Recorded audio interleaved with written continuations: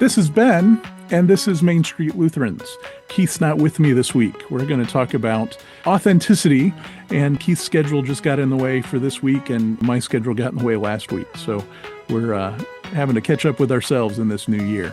So our topic for today is authenticity. And the reason we're going to do this is because we've got the map ahead of us as far as the podcast goes. We're going to start dealing with some issues about how the ELCA is true to its origins, true to its theology, true to the world around us. And that's an important thing, and we've already talked about that a bit when we talked about the youth gathering, when we talked about some of the programs that we've covered, like the nature programs and our LGBTQIA programs in the church. We've been talking about how it's authentic. It's a reality that we do this, and so we talk about it. We're going to talk about some issues that are not so happy, that are not so positive. Some of our history has some bad stuff to it, and we'll talk about that. But we wanted to cover what it means to be authentic as a separate topic here, and we'll go over this real quick and be on our way, hopefully. I want you to know that if you've got thoughts on this, if you want us to do more deep dives on this sort of thing, give us a holler. MainStreetLutherans@gmail.com is our email address.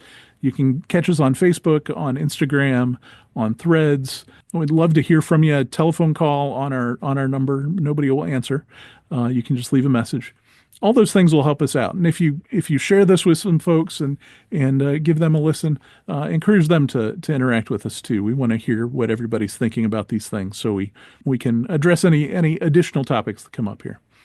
Now, as far as on authenticity, it's kind of a cheap way to start on a topic like this, but often we just have to go to the dictionary definitions of these. So Merriam-Webster, the dictionary defines authentic as not false or imitation, true to one's own personality, spirit, or character, worthy of acceptance or belief as conforming to or based on fact, conforming to an original so as to reproduce essential features.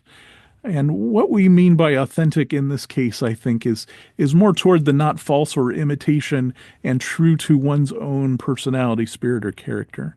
When we talk about authenticity, when we've talked about it so far in the podcast, it's been in reference to what people want from churches. Part of the reason people are walking away from congregations, from denominations, from Christianity as a whole is often described as authenticity.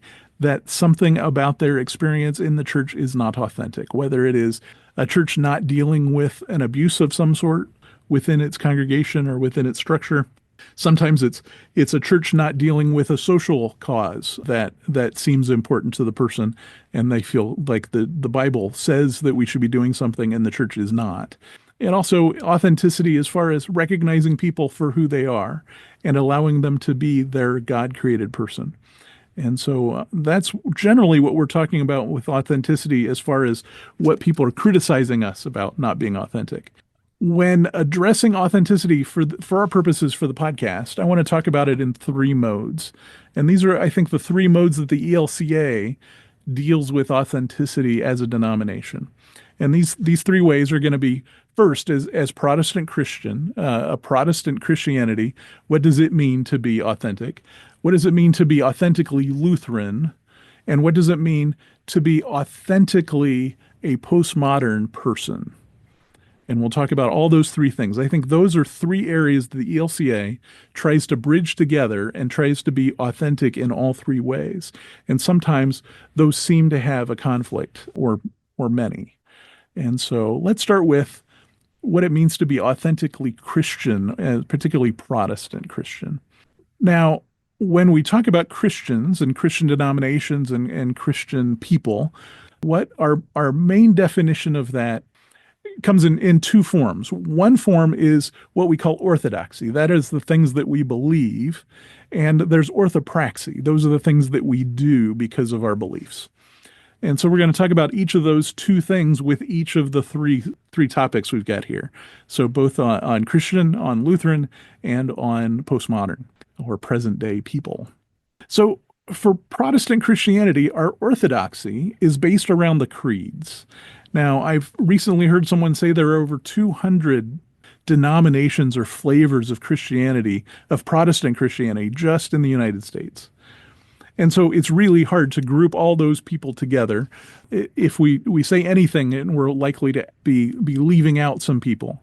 But when we as a church consider other people Christian, we specifically look to the creeds. The creeds reinforce that we believe in a triune God, that Jesus was resurrected from the dead and will return to save God's people, and that we believe in the Holy Spirit and the continuation of the church. These are found in three particular creeds that the ELCA, other Lutheran organizations, but also other denominations hold true. And those are the Apostles' Creed, the Nicene Creed, and the Athanasian Creed. All three of those creeds were developed in different forms, in different ways to solve different problems. The Apostles' Creed is what our congregation says every Sunday. Some congregations lean toward the Nicene Creed, which is a little bit longer and spells out a little more about the Trinity.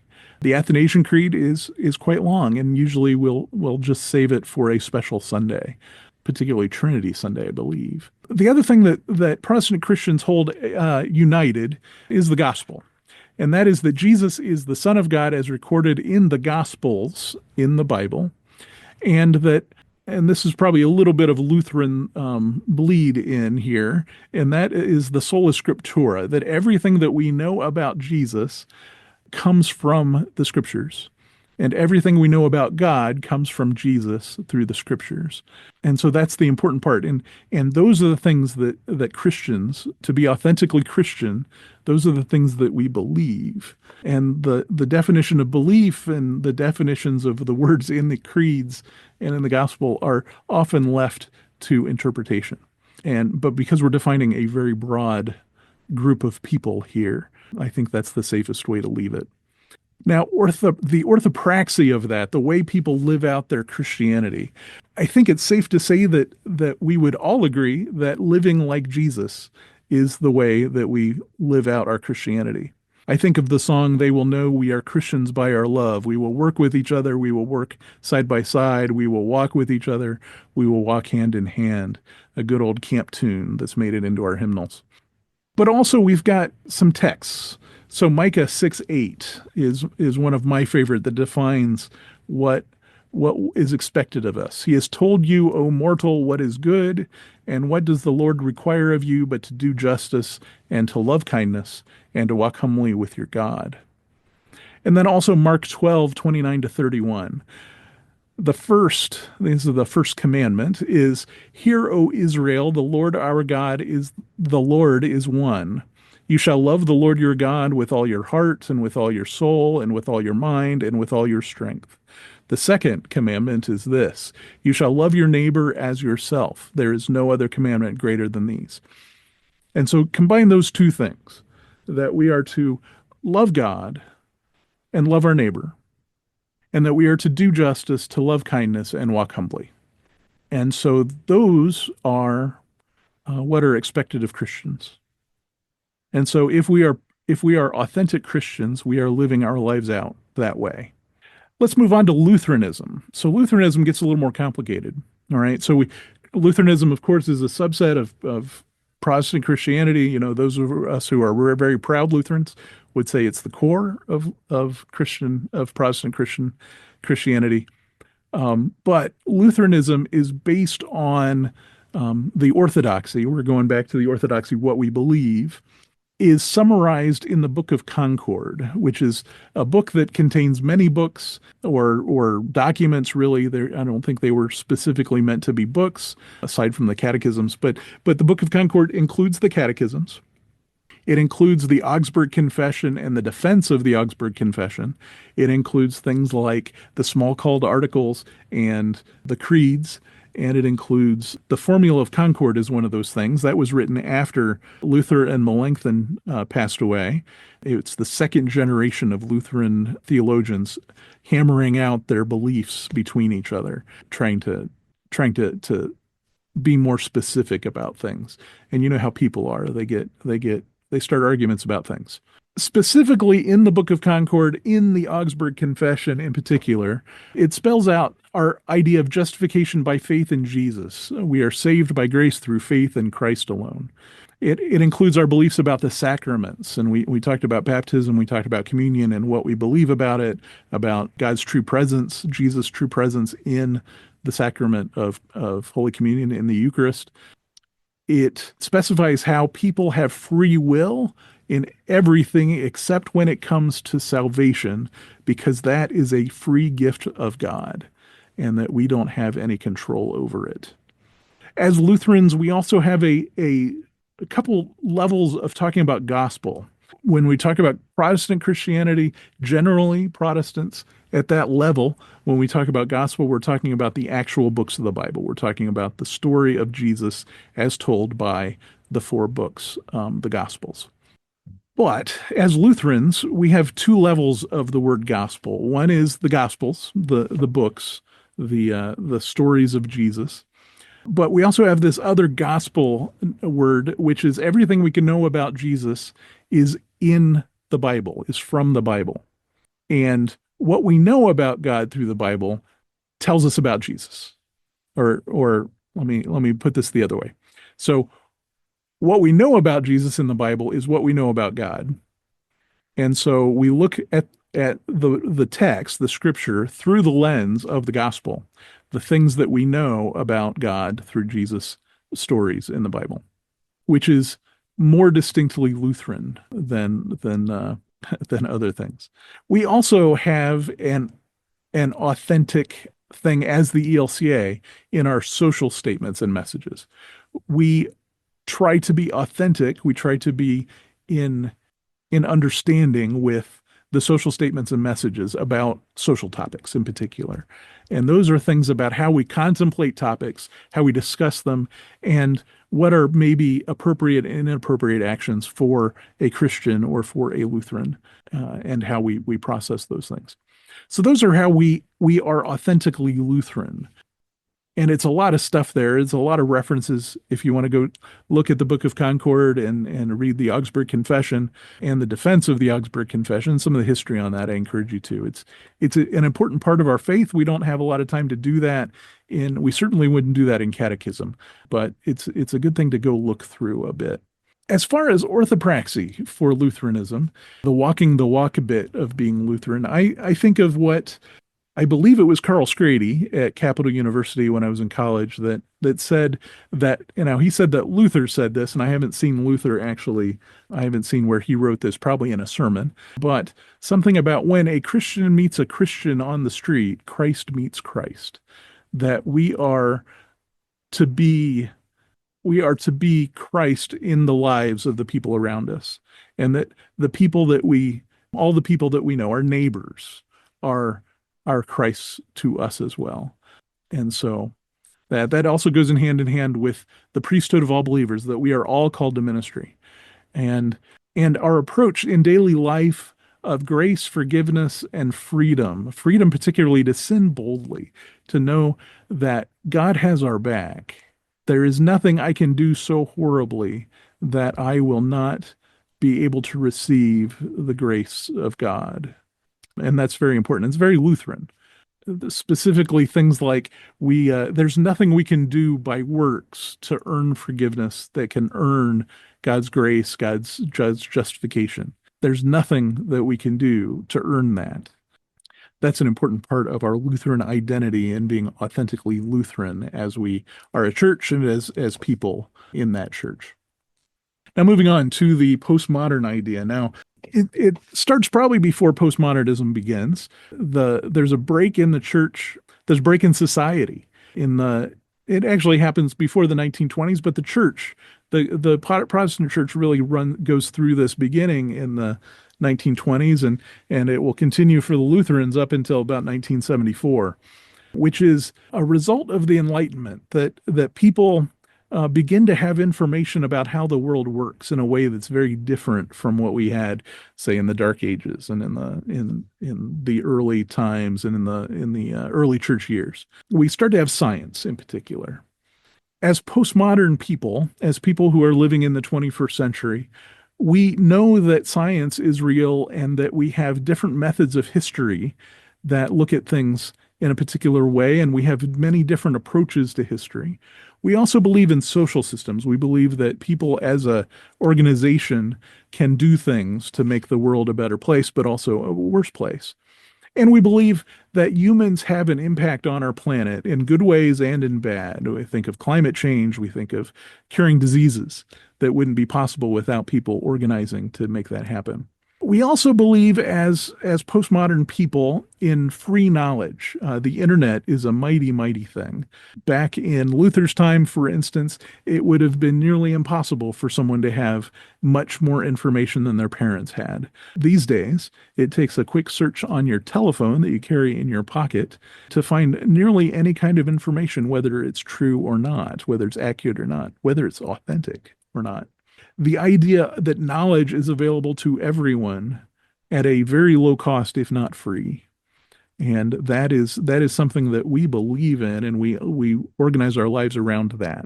So there are no people that have more access to general information than anybody else. Now there are specialists, certainly, that have specific information. But we believe that knowledge is available to everyone. So how do we live out our lives as postmodern people?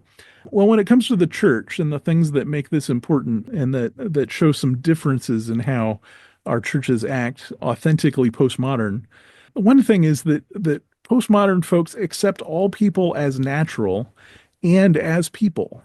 There is a tendency to make the other, to turn them into not people, people who don't count. I recently heard someone comment that just about all of Gen Z and Gen Alpha identify in some way, shape, or form as queer. And now, as a Gen Xer myself, that was really hard to hear because to me, queer in particular was a bad word, not one that we would use. We would be scolded for using a word like that. But it is now an identity that is very common among, as a 50-year-old man, I'm going to say kids, that we can't other people like that. It's that people are now all seen as natural. And so it is a change in our postmodern ideas that is different from, say, the 1970s, 1980s even. We also, people of the postmodern age, we individually grapple with evil that's in our past and in our present. People are quick to demonstrate. We have lots of examples from the 60s and 70s and the 1920s when it comes to women's suffrage, for sure. The idea that individuals can make a change by protesting and that we can grapple with evil in the past and present, that we can deal with the sins of our forefathers, say slavery, say racism, any of these things, that we have the tools to be able to grapple with that as a part of our past, and that we can strive to improve on our ancestors' past, but also on ourselves, that we can make change in ourselves and we can make change in the world to improve the world. Now, these are all things that our church tries to incorporate into how we are authentic.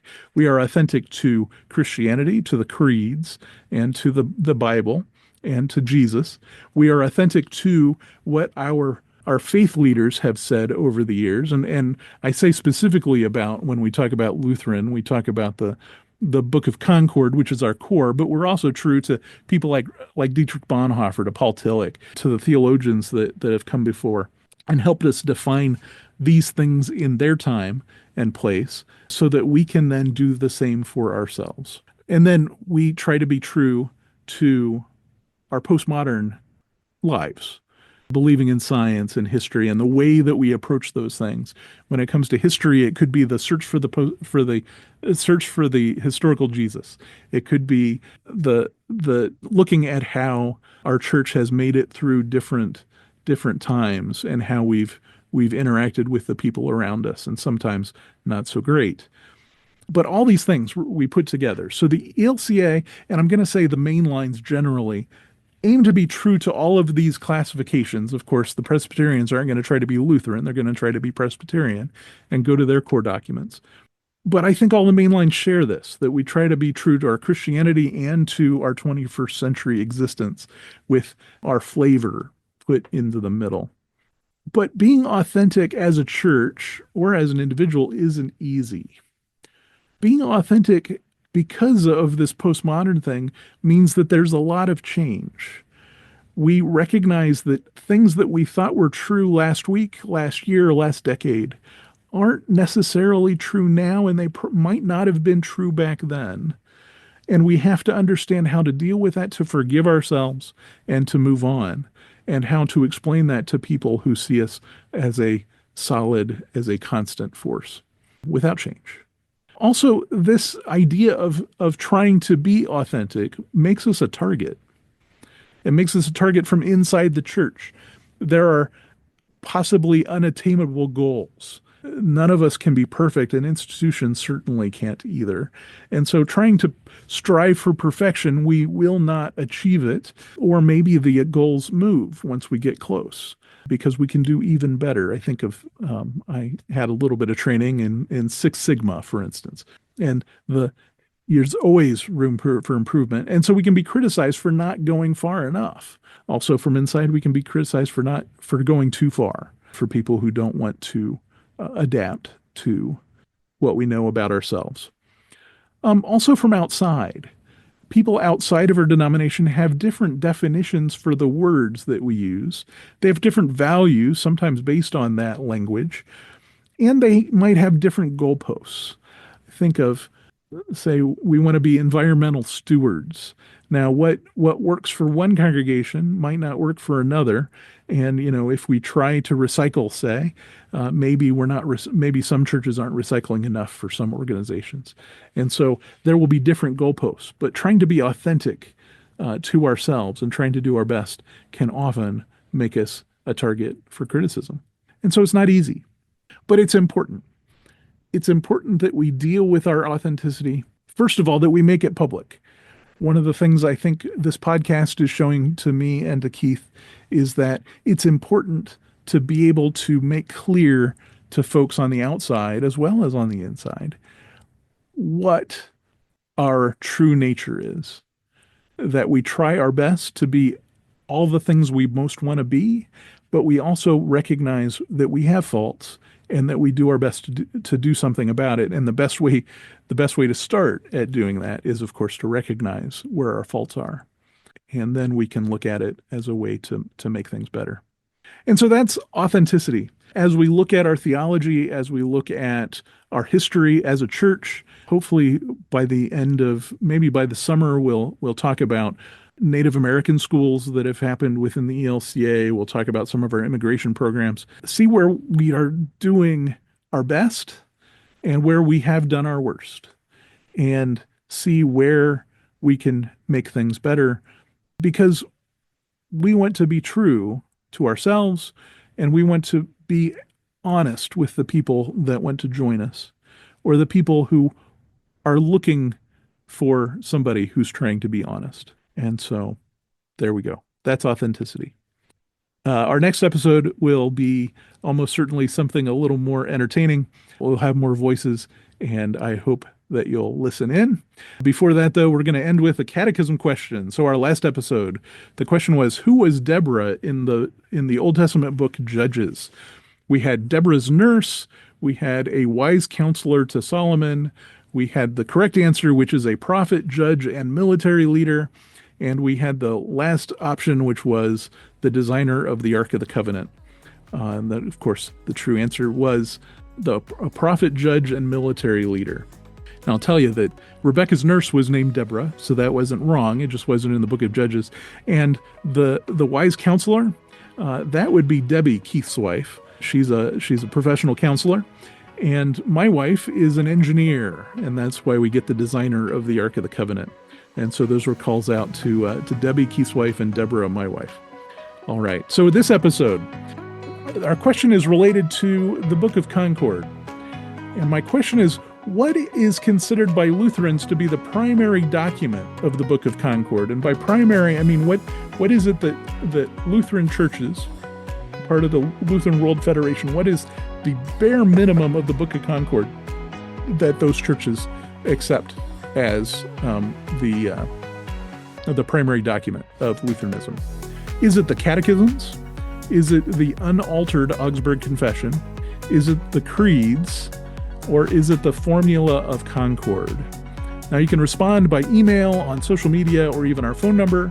Our email is mainstreetlutherans@gmail.com. So you can get to that real easy. You can find us on Reddit. I'm Bjorn74, BJORN74 on Reddit. And you can find us on Threads and Facebook and Instagram. Main Street Lutherans is hosted by Keith Fair and Ben Fote, and the show is produced by Fote Media Productions. You can find all of our contact information, you can find links, and you can find a transcript in the episode notes. Until next time, go in peace, serve the Lord.